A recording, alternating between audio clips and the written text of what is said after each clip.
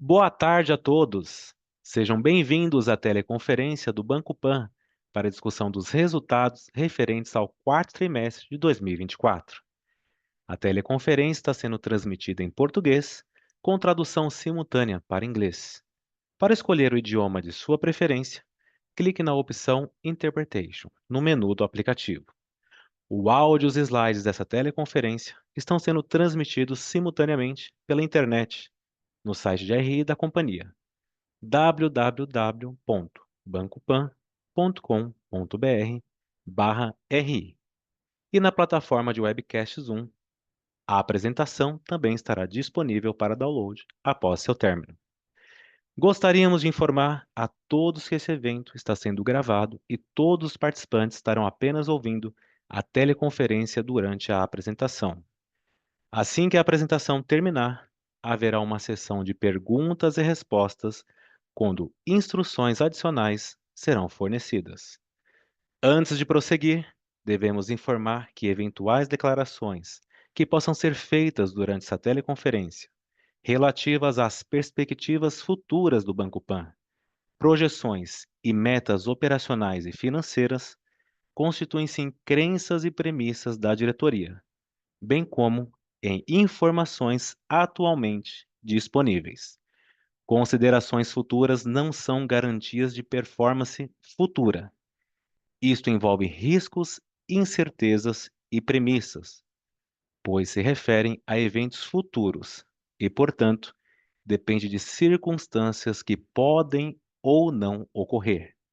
Investidores e analistas devem compreender que condições econômicas gerais, condições da indústria e outros fatores operacionais podem afetar o desempenho futuro do banco e podem conduzir a resultados que diferem materialmente daqueles expressos em tais considerações futuras. Estão presentes hoje conosco o senhor Carlos Eduardo Guimarães, diretor-presidente do Banco Pan, e o senhor Inácio Caminha, Head de Relações com Investidores. Gostaria agora de passar a palavra ao senhor Carlos Eduardo, que dará início à apresentação. Por favor, Cadu, pode prosseguir. Bem-vindos a mais uma apresentação de resultados do Banco Pan, começando pelo slide 2, com os nossos destaques de 2024. Nossa carteira de crédito aumentou 26%. Basicamente, dois fatores explicam isso. Nossa originação foi maior 22% em 2024, quanto comparadas a 2023, e a carteira cedida foi menor em 40%, quando comparado a 2023. Nossa inadimplência permaneceu no mesmo patamar, mesmo com uma participação um pouco maior da carteira de veículos dentro do mix do nosso portfólio. A margem líquida de custo de crédito continua melhorando, mantendo um patamar robusto.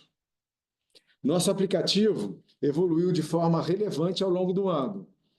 Ressalto aqui três principais pontos. Na venda, todos os nossos produtos de crédito estão disponíveis para serem vendidos dentro do nosso aplicativo.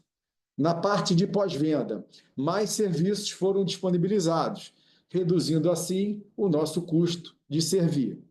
E, além disso, em ambas, na venda e pós-venda, tivemos uma melhoria significativa na experiência do nosso aplicativo. Passando agora para a página 3. Encerramos 2024 com 31,5 milhões de clientes, sendo que metade possuía exposição de crédito conosco. A carteira de crédito fechou em 52,7 bi, mesmo com uma redução importante da originação de consignado INSS no quarto TRI, pois paramos de originar no canal B2B, dada a inviabilidade econômica oriunda do teto. Atingimos 855 milhões de reais de lucro líquido, com um ROI de 11,7%.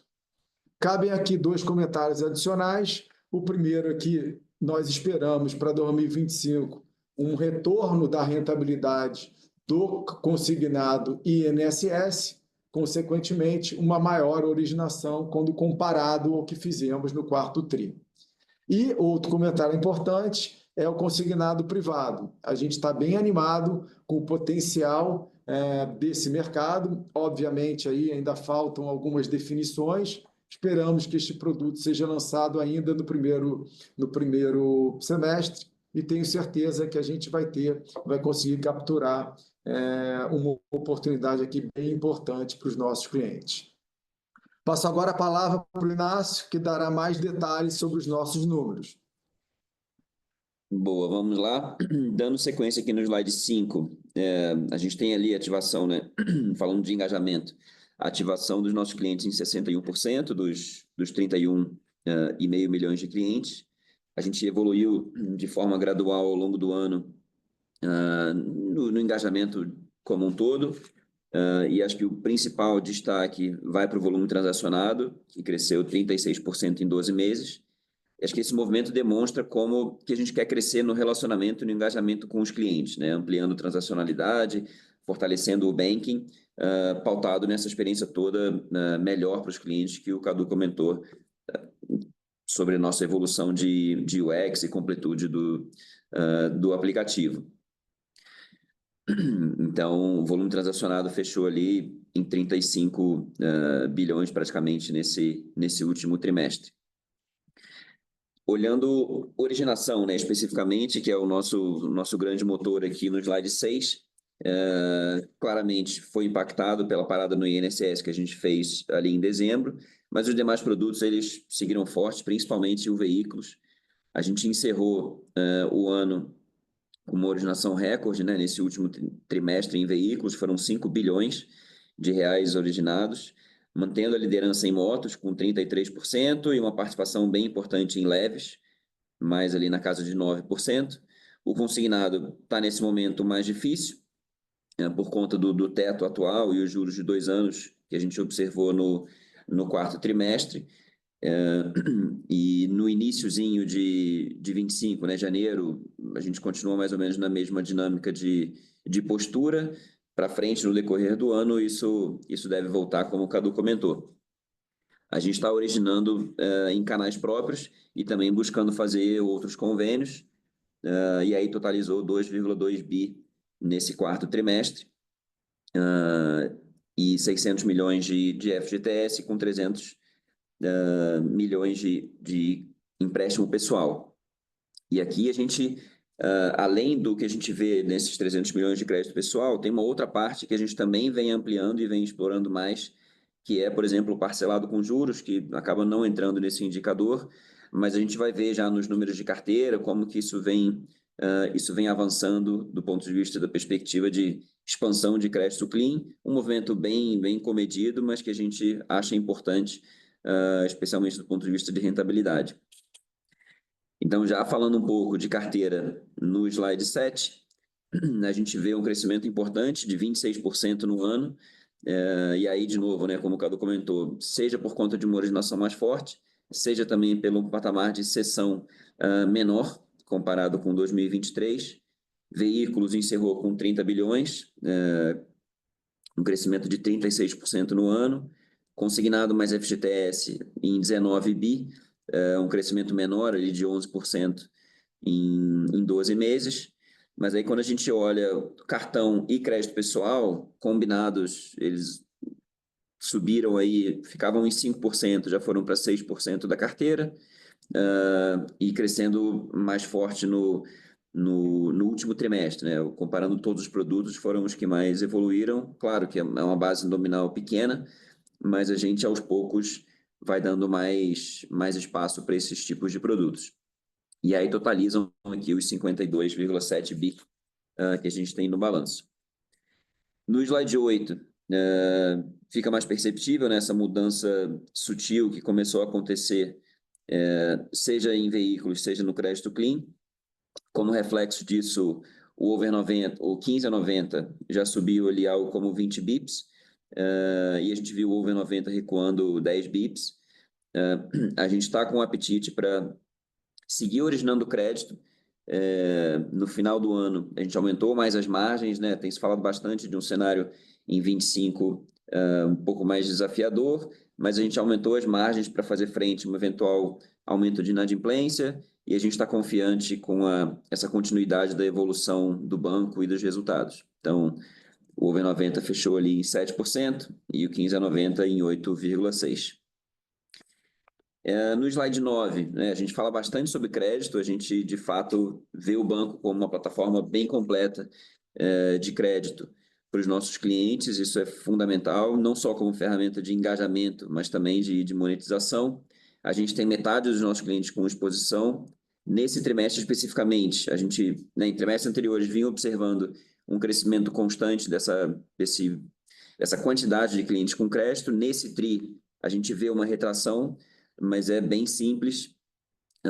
Aqui tem o principal motivo é a amortização que a gente teve, né? O último pagamento do Auxílio Brasil, que foi um produto que a gente lançou no final de 22, com prazo de 2 anos, e aí venceu agora no final de 24. Foi uma operação muito boa para os nossos clientes e também para o banco.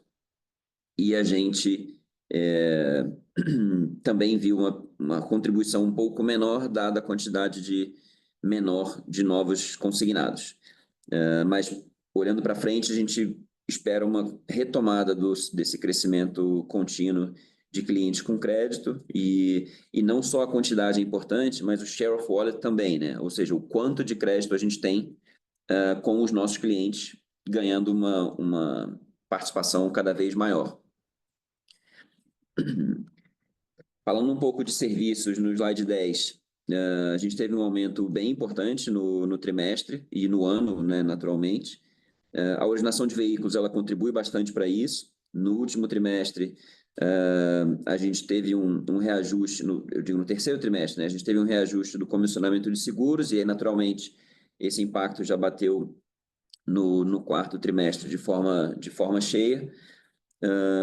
E também esperado, sempre tem um efeito sazonal aqui em Mosaico na parte de marketplace. Então, a originação de veículos mais forte leva a um crescimento de serviços. Essa parte do marketplace também tem uma sazonalidade e para frente a gente imagina uma continuidade de crescimento, tirando esse efeito do sazonal, né? Falando um pouco de cartões, no slide 11, a gente aumentou um pouco o volume de novos plásticos, chegando a 193 mil. A gente quer continuar crescendo essa base de clientes, sempre com aquele approach de build your credit. Então, a gente começa com limites baixos, à medida que o cliente vai se comportando bem, a gente vai dando mais limite. E o principal é a gente trazer sempre uma combinação com o crédito clean e não ter apenas o cartão transacional, mas trazer esse complemento de receitas com juros nas suas diversas formas, né? Então, o engajamento a gente também vê com um aumento de TPV já avançando de forma mais importante e acho que são frentes que a gente naturalmente deve ver uma evolução ao longo de 2025. Seguros, no slide 12, a gente alcançou 270 milhões em prêmios, 4,2 milhões de clientes com apólices vigentes, apólices, né, ativas, e esse naturalmente é um produto super importante para cross-sell e que complementa a nossa grade de fees. E também a gente quer continuar expandindo em 25. Falando agora um pouco sobre os destaques financeiros, a margem, especificamente no slide 14, a gente seguiu com uma NIM bem forte, a NIM sem cessão, que é o que a gente mais gosta de ver, mostrando como o banco está ganhando escala estruturalmente, ficou em 17,5%, e essa NIM líquida de custo de crédito cresceu para 10,7%, um movimento consistente com a evolução que a gente vem fazendo no banco ao longo dos trimestres. E aí, vendo um pouco do resultado do trimestre, né, especificamente, no slide 15, a gente cedeu um volume menor de carteira em dia, que combinada com o NPL gerou um resultado próximo de zero, ou seja, o que a gente vê de crescimento nominal aqui e de avanço relativo também é a carteira que está crescendo com margens maiores. Nesse trimestre, a gente também aderiu ao programa de litígio zero, foi uma boa oportunidade econômica, em que a gente mata uma potencial discussão tributária, e com isso a gente também teve a oportunidade de ativar e utilizar já crédito tributário de prejuízo fiscal. Então, sem esse efeito, o LAIR do banco foi 340 milhões, evoluindo de forma importante comparado ao terceiro trimestre, que tinha sido 267. E aí a gente fecha o resultado com 211 milhões. Né? Então, nesse combo, a gente vê margem crescendo de forma robusta, despesas de PDD líquida de recuperação ali estável na casa de 5,1, despesas como um todo também bem controladas, e esse resultado de 211 milhões com o ROI de 11,3. E aí, vendo essas mesmas métricas no consolidado do ano, a ANIM, né, ela cresceu, a ANIM excluindo resultados de cessão de carteira, subiu 38%, mais do que a carteira, só que naturalmente quando a gente teve menos resultado de cessão, a ANIM como um todo subiu 18%, de 7,7 para 9 bilhões de reais. A mudança de mix puxou um pouco o custo de crédito, mas a margem líquida melhorou também, como a gente viu no comentário mais cedo. Despesas como um todo, a gente vê principalmente as despesas com originação, aí são relativas ao que a gente de fato vai originando, mas as outras despesas, né, administrativas e pessoal, subiram 2% no ano, menos do que a inflação, e a gente tem uma perspectiva até de contração para 2025 nessa linha. E aí a rentabilidade do ano como um todo, no final, né, o lucro líquido ajustado pelo ágio subiu 10%, de 777 milhões para 855, com um ROI de 11,7. Então, no geral, acho que foi um ano de resultado robusto, preparando o banco para um 2025 ainda mais forte. E aí, para concluir, no slide 17, o nosso PL fechou em 8,4 bi, com 14,25% de Basileia gerencial. É importante, né? A gente sempre reforça que essa é uma Basileia pro forma, para fins regulatórios, o que vale é o capital do conglomerado do nosso grupo, o Grupo BTG Pactual.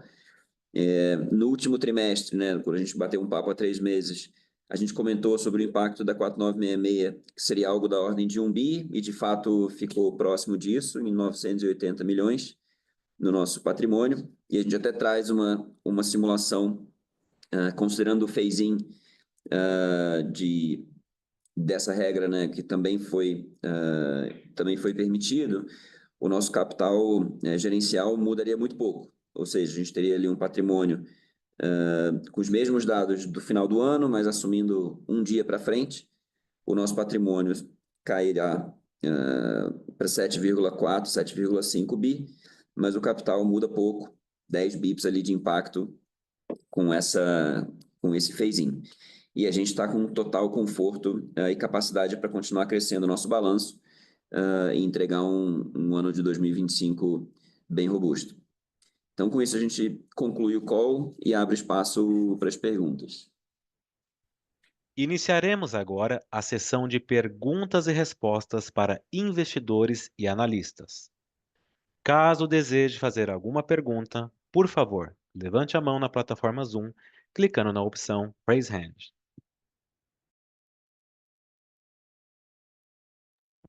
As primeiras perguntas foram geradas e encaminhadas em formato escrito por Pedro Leduc, do Itaú BBA. A primeira pergunta diz: originação de consignado. Teve um LOL no quarto tri. Agora que a curva melhorou e teto subiu, como estão vendo eventual retomada? A segunda pergunta diz: veículos foi muito saudável em 2024. Como está o outlook para 2025? Obrigado pelas perguntas, Leduc. Começando aqui pela originação do consignado. De fato, quando comparado a dezembro, o juro de 2 anos, que é o juro que a gente precifica, ele teve uma queda importante e a gente já teve um aumento, um movimento de aumento de teto do consignado, e o que a gente espera é que tenha pelo menos mais dois pela frente. E isso, obviamente, melhora a margem e melhora o potencial da gente voltar a crescer nesse produto, né? E aqui a gente tem essa definição bem clara aqui no banco, é que a gente vai originar, aquilo que é bastante, que é bacana para os clientes, e dois, desde que seja rentável para o banco. Em dezembro, a gente teve um momento ali que não era um momento, né, rentável. Agora, a rentabilidade continua baixa, mas o que a gente espera é que nos próximos 15 dias, 30 dias, a gente volte a originar em patamares razoavelmente maiores. Obviamente, isso depende aí do aumento do teto e do comportamento também do juro futuro, de 2 anos. Com relação a veículos, 2024 foi um ano excelente, um ano de originação alta e com uma rentabilidade boa. Para 2025, a gente está mais atento ao cenário macro, mas ainda acreditamos que tem um espaço aí para continuar originando com uma rentabilidade muito boa. Então, mais atentos, dado ao cenário, não só no Brasil como no exterior também, mas um produto aqui que a gente tem bastante conhecimento, já vivemos diferentes momentos, né, nos últimos anos, sabemos como pilotar esse produto, mesmo em mares um pouquinho mais turbulentos, mas atentos aí com o cenário macro. Mas continuamos otimistas com o business de veículos para 2025.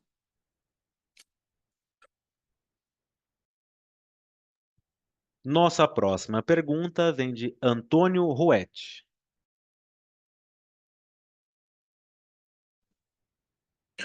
Bom dia, pessoal. A minha pergunta vai aqui no sentido de entender um pouco melhor as contingências civis, né? Esse é um assunto que vem aparecendo nos últimos 2 trimestres, apareceu agora de novo, né? E aí a cabeça aqui é entender um pouco melhor, né? Eu sei que vocês já explicaram, mas se vocês pudessem repassar esse tópico, né? Sobre o motivo delas estarem mais elevadas agora, né? E junto disso a perspectiva delas para os próximos trimestres, talvez até em 2026 como um todo. Porque o que acontece é que, da forma como a gente vê, né? Elas acabam compensando, né, parte da melhora operacional que vocês estão entregando com a melhora da linha líquida de provisões, sem exceções, aí a gente acaba vendo esse benefício em bottom line sendo parcialmente offsetado por isso, né? Então, se vocês puderem dar um pouquinho mais de clareza, seria ótimo. Muito obrigado.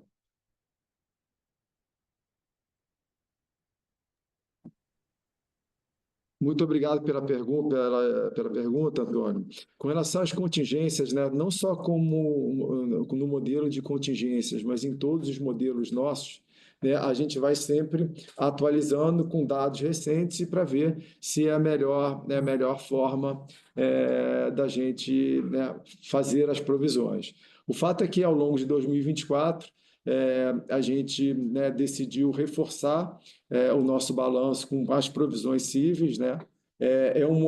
Principalmente o business de consignado, empréstimo consignado e cartão consignado, existe uma litigância predatória muito forte, e ela veio aumentando ao longo de 2024.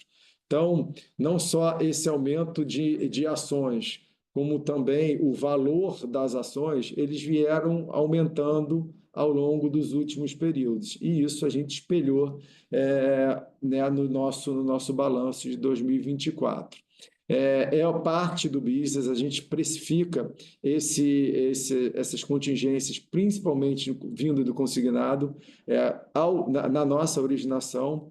O que a gente espera para frente, para esse ano, é um número, né, razoavelmente menor do que foi em 2024, e essa redução vindo paulatinamente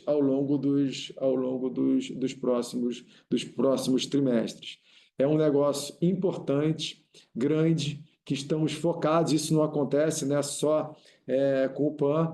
todos os bancos, né, no Brasil, bancos de varejo principalmente, sofrem com essa litigância, né, predatória, mas principalmente nos consignados. Então, foi maior em 24, a gente está sempre revisitando os modelos e otimizando, utilizando cada vez mais inteligência artificial para a gente poder prever e defender melhor cada uma dessas ações. O fato é que foi grande em 2024, dado isso que eu expliquei, e para 2025 a gente espera uma redução nessa linha, que é uma linha importante de custo aqui do banco.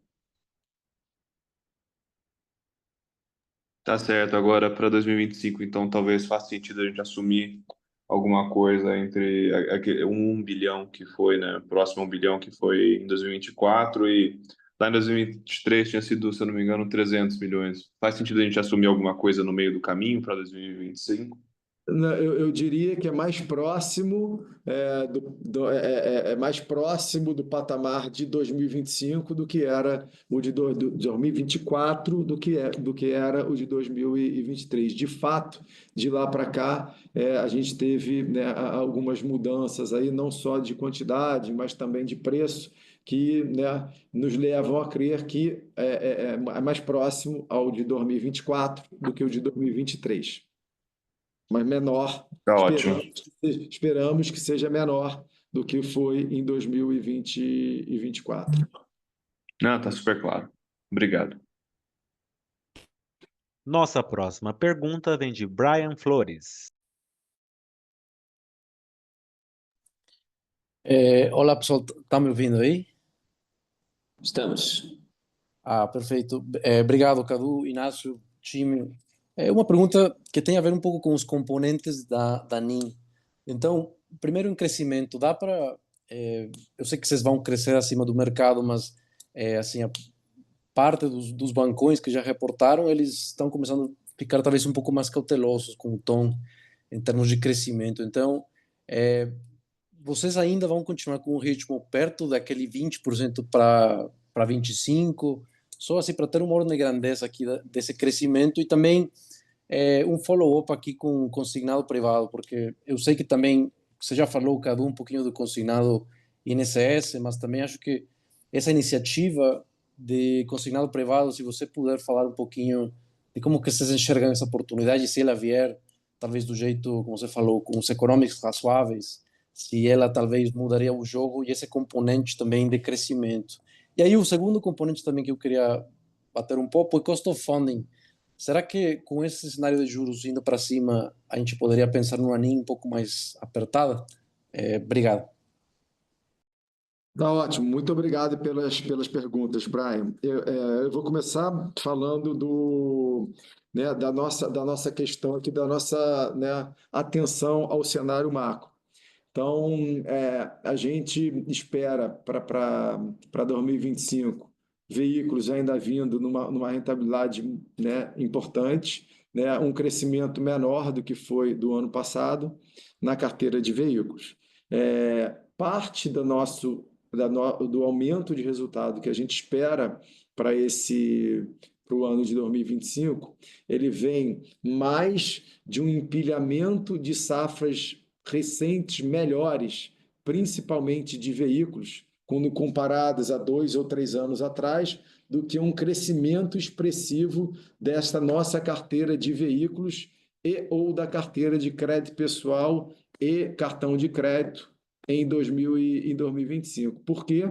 Porque, dado o cenário, o crescimento destas carteiras vai ser menor do que foi em 2024 e, obviamente, a gente vai acompanhando isso na medida que o tempo passa. Então, melhor resultado vindo mais de empilhamento de safras com rentabilidades maiores do que de um crescimento expressivo na carteira de crédito, principalmente dos créditos com risco de crédito, que é no nosso caso, veículo, cartão e empréstimo pessoal, do que foi no ano passado. Ponto 2, consignado privado. A gente acha, hoje em dia, é um mercado de aproximadamente 40 bi. Acreditamos que esse mercado pode multiplicar por 3, multiplicar por 4. né, uma vez instalada esse marketplace de originação de consignado privado. A gente conhece muito bem os tubos e conexões desse tipo de produto. Por quê? Porque vão ser construídos em cima do consignado INSS, FGTS e Auxílio Brasil. 3 produtos que a gente sabe muito bem como esses produtos funcionam.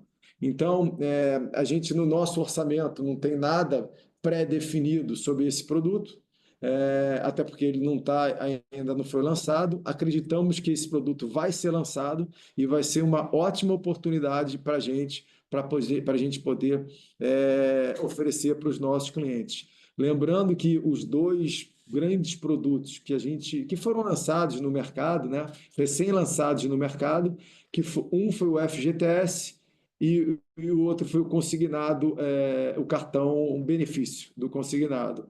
E nestes 2 exemplos a gente, né, se posicionou como protagonista no lançamento desses 2 produtos. E é assim que a gente espera ser no lançamento do consignado privado, sermos protagonistas nesse produto, que tem tudo a ver com o nosso cliente. E esse produto ainda vai ter um quê de risco de crédito, né? Porque ele não é tão padronizado, ou melhor, ele não é nada padronizado quando comparado ao INSS, porque um funcionário que tem 1 ano de casa ou 10 anos de casa, ou um funcionário que é empregado de uma empresa super grande, de uma empresa média, o risco de crédito, o limite, o preço vão ser totalmente diferentes nesses dois exemplos. E a gente tem aqui conhecimento para poder ser assertivo nessa precificação. Então, estamos bem animados com essa possibilidade, é uma possibilidade. A gente até achava que esse produto iria ser lançado em 2024 e não foi, mas para 2025 é uma oportunidade importante. E o seu último ponto foi com relação ao custo de funding, né? Eu vou separar o custo de funding em 2 capítulos. Como o custo de funding afeta o nosso balanço. Ele não afeta o nosso balanço porque nós trabalhamos 100% redeados. Então, em cima do balanço, o custo de funding, subida ou descida, não afeta o nosso resultado. O custo de funding pode afetar as nossas novas originações, e principalmente naqueles produtos que têm um teto. Então, isso que a gente está sofrendo um pouco na originação do consignado INSS, dado que o juro futuro subiu e a gente tem um teto ali que ele está bem espremido. Então, é dessa maneira que a gente vê.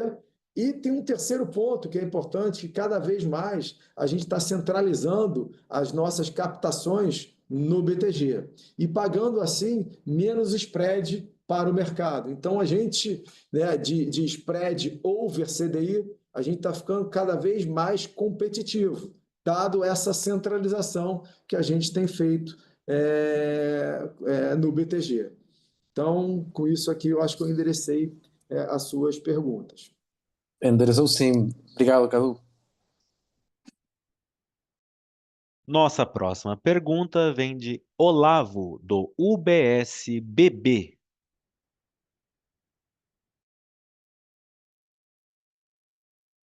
Cadu, Inácio, obrigado aí pelas perguntas. Eu tenho 2 aqui, e a primeira delas, Cadu, eu queria explorar esse evento aí do programa Litígio, tá?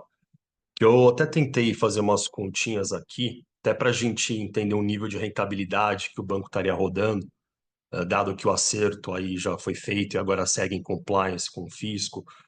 Então, se a gente ajustar o impacto líquido que o programa litígio gerou, que vocês mostraram na quebra, e voltar também o DTA de 125 milhões que vocês destravaram, eu estou chegando aqui num lucro de 222 milhões, tá? Mas com uma alíquota mais normalizada, aí próximo dos 34%.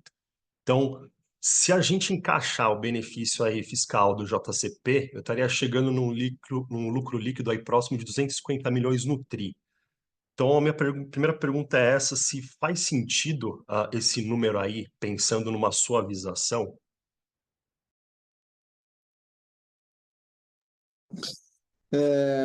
O efeito do litígio zero, né? Lembrando o que foi esse litígio zero, foi uma contingência tributária oriundo lá atrás de utilização ou não de despesa com correspondente bancário como base de cálculo para reduzir a base do PIS/COFINS, né? Obviamente existia uma boa discussão jurídica lá atrás que ao longo do tempo ela não estava indo para um bom caminho.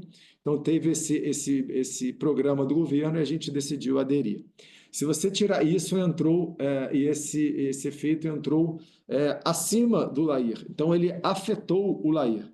Então, se a gente tivesse, né, retirando esse efeito do litígio zero no quarto TRI, o nosso LAIR teria sido aproximadamente 340 milhões de reais, razoavelmente maior do que foi no terceiro TRI. Então, isso é efeito acima do LAIR.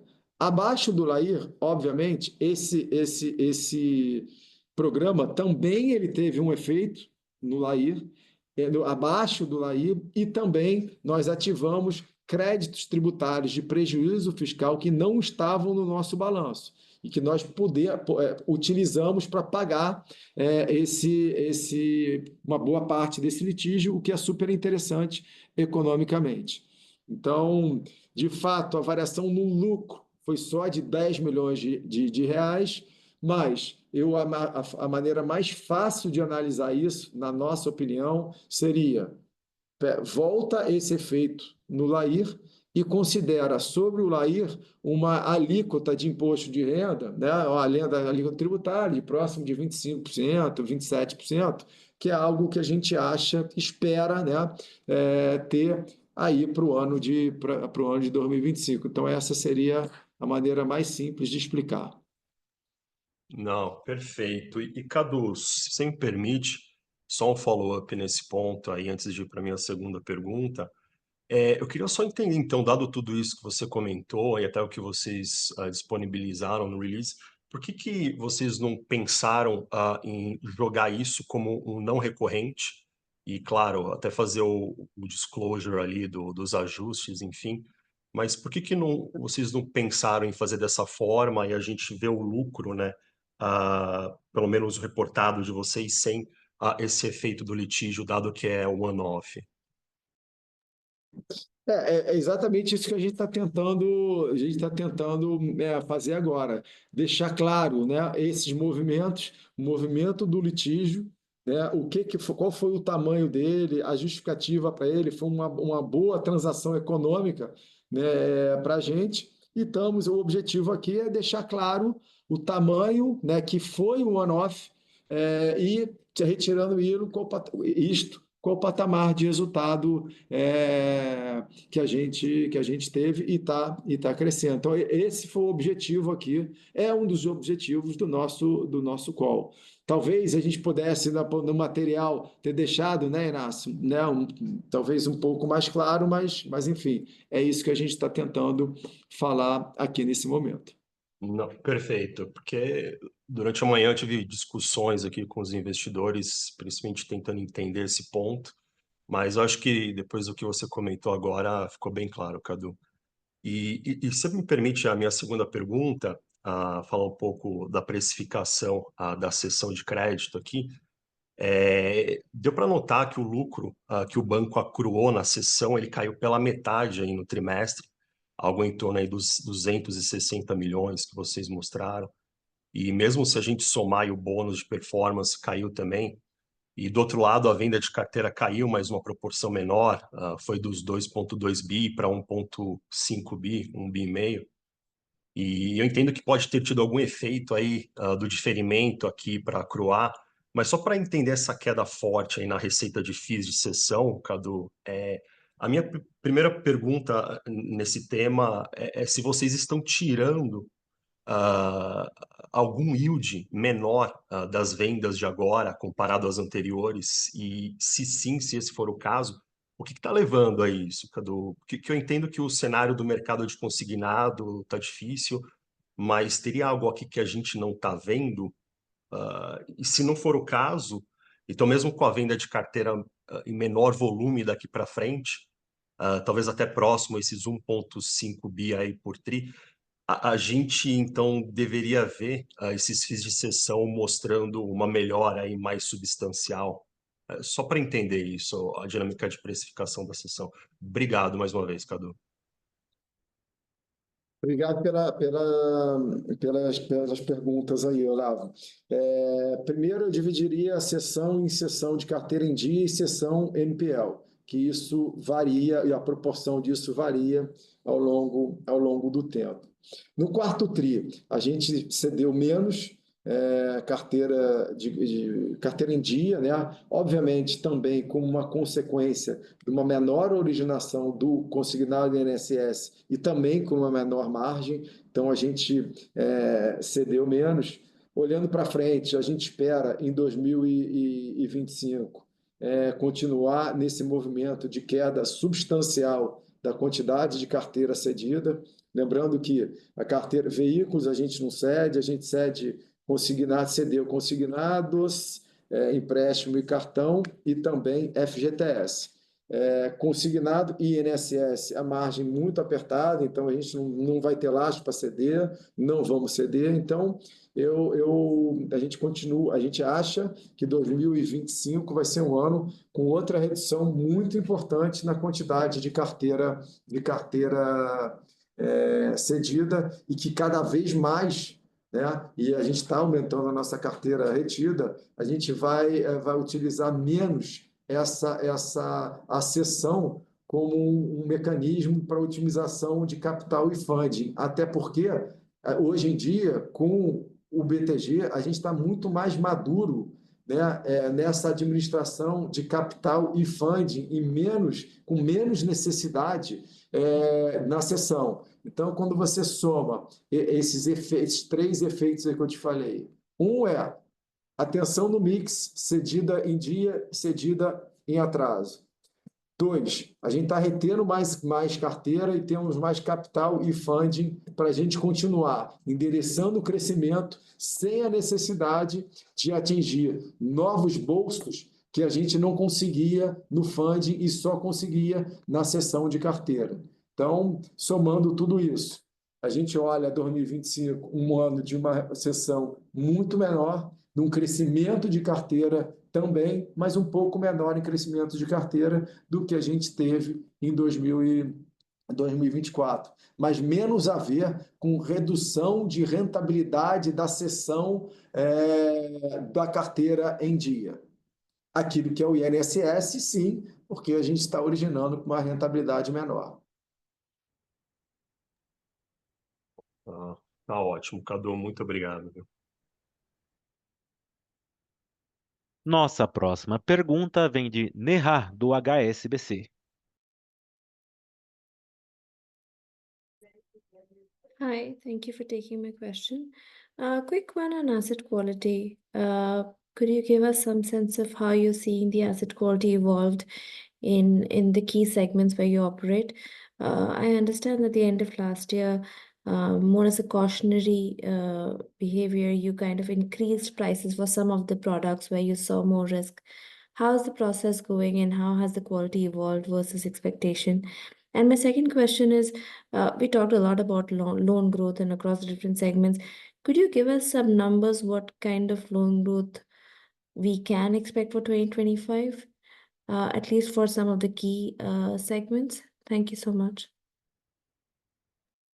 Okay, thank you, Neha, for your question. First of all, I would say that we've been flat in terms of delinquency rates when considering our different products. The mix of our portfolio has been changing. Vehicle loans has been increasing, and payroll loans has been decreasing. But looking to each product, we've been almost flat in terms of delinquency rates. Talking about loan growth, we believe that we will grow our portfolio for 2025 but I would say more than the market, but less than we grew in 2024.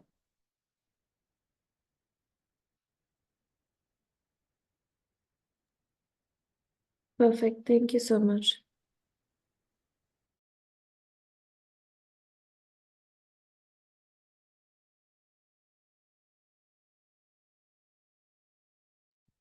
Caso deseje fazer alguma pergunta, por favor, levante a mão na plataforma Zoom, clicando na opção Raise Hand.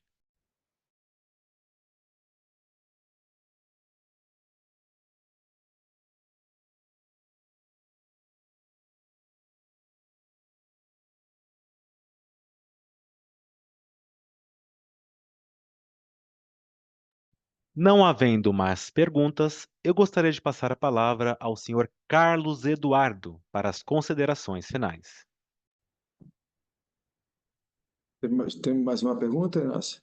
Temos do Eric, acabou de entrar aqui. Boa, obrigado, pessoal. Obrigado por ter o tempo de fazer uma última rápida. Obrigado, Cadu e Inácio. Eu tenho duas aqui rapidinho. A primeira eu queria fazer um follow-up, principalmente na parte de loan growth, focado mais em veículos aqui, né? Acho que tem uma preocupação de uma desaceleração forte dessa carteira para 2025. Acho que até saíram dados de crescimento bem mais fraco de venda de veículos para esse ano. Então eu queria realmente explorar um pouquinho mais, se puder dar um pouquinho mais de cor aqui, Cadu, quão confiantes vocês estão em relação a essa expansão. E segundo, se eu puder comentar um pouquinho sobre a ROE de vocês, se eu não me engano, eu tinha uma expectativa bem forte de melhora para esse ano e para 26. Acho que teve alguns efeitos do funding do Mineiro que sai, um pedaço, que ainda vai ter um pedaço que vai sair esse ano, né? Mas já saiu uma grande parte. Então, entender um pouquinho, se eu puder passar um pouquinho de cor, o que você está esperando de ROE para 25 e 26 aqui? Big numbers. Obrigado. Obrigado pelas perguntas, Eric. Primeiro, com relação ao mercado de veículos, eu dividiria o mercado de veículos em três grandes segmentos, né? Veículos leves novos. Esse a gente não trabalha, né? Veículos leves usados. A gente trabalha quando comparado janeiro, né? Quando comparado a dezembro, esse mercado caiu 5%.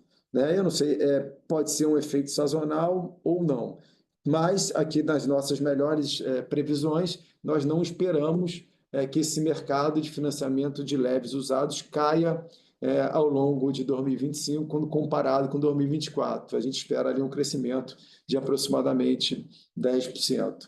Em motos, que a gente tem uma participação super relevante, motos novas, a gente tem mais de 30% de market share.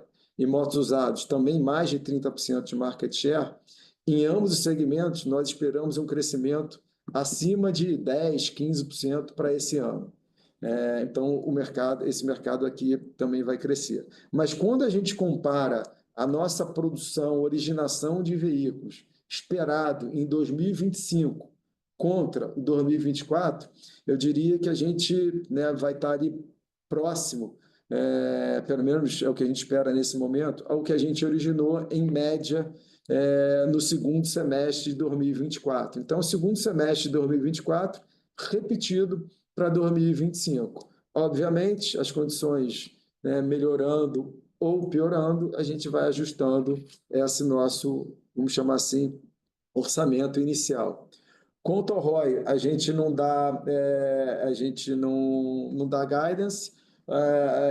O que a gente espera é um crescimento importante no ROI de 2025, quando comparado a 2024. É óbvio que a mudança na contabilização de 2082 para 4966, ela tem algum impactos positivos, impactos negativos.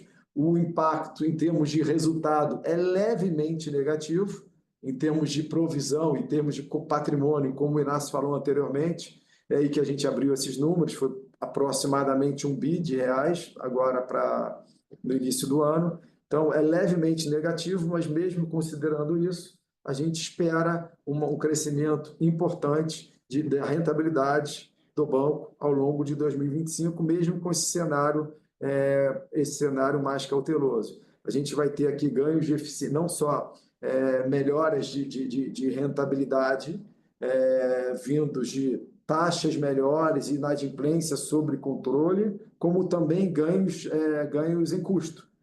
Como o Inácio também comentou anteriormente, a gente espera que, exceto custo de originação, a gente vai ter um custo menor em termos absolutos, menor do que foi ano passado e com uma carteira maior.